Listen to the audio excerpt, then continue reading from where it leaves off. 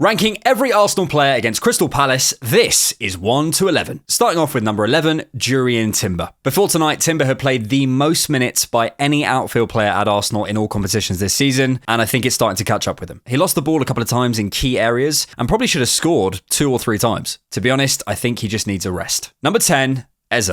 Not the best night against his former club, although he did look comfortable on the ball. I feel like we still haven't quite worked Eze out in this team. Is he a left winger or a left 8 or a right 8? It's currently a little bit unclear. And I think all of that leads to a bit of hesitancy in his actions. Number 9, Noni Madueke. Had some good moments, but again, probably should have scored, shooting straight at Benitez. He wasn't helped because the left-hand side of the team looked much more dangerous, but I still think he could have found more separation in his 1v1 moments. Number 8, Jesus. It feels a bit harsh having Jesus here because he brings so much to those around him, but there were times when he was clean through and he just needs to take less touches. He is working his way back to fitness though, so credit to him for a great performance. Number 7, Merino. One of the issues with Arsenal's composition in the midfield at times is we have too many players in Zubimendi and Ødegaard and Eze who want too many touches of the ball. That's not a problem in isolation, but it can become a balance problem. So when Merino gets the ball out of his feet within 1 or 2 touches, as he did many times this evening, it really works. And I like him on the right-hand side. Number 6, Kepa. Would have been much higher on the list, but ultimately he saves the penalty,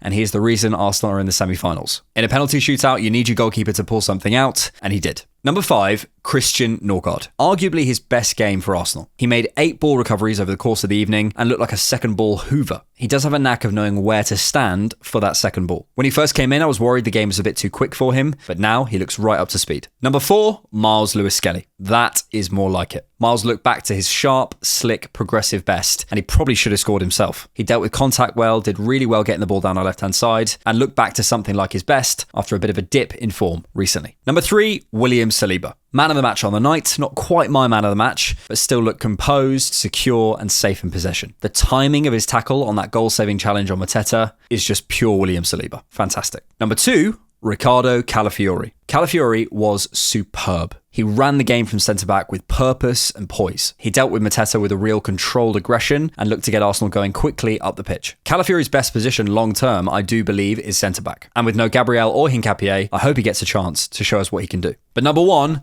Gabriel Martinelli. Where has that been? Gabriel Jesus makes a big difference, but Martinelli looked back to his best in the first half. 5 dribbles attempted, 5 chances created, 2 big chances created, and 9 touches in the opposition box. He looked decisive, and his creative passing this evening, finding the ball at the back post, was excellent. It's a shame he had to go off. More of that, please. Who is your 1 to 11? Let me know in the comments, and like and follow for more.